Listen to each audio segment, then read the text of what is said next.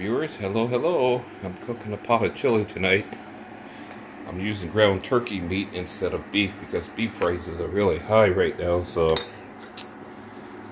I added some onion, fresh garlic, some jalapeno pepper in here, and some Hungarian hot banana peppers, fresh, of course, fresh.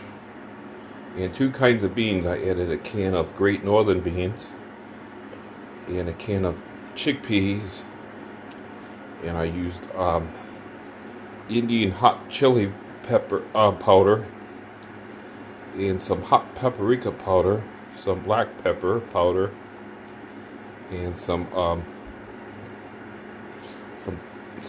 Indian garlic powder too. I added a little bit, so it's pretty hot.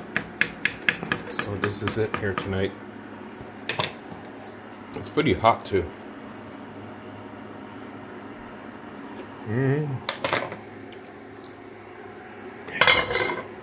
It's kind of what I did tonight there, viewers.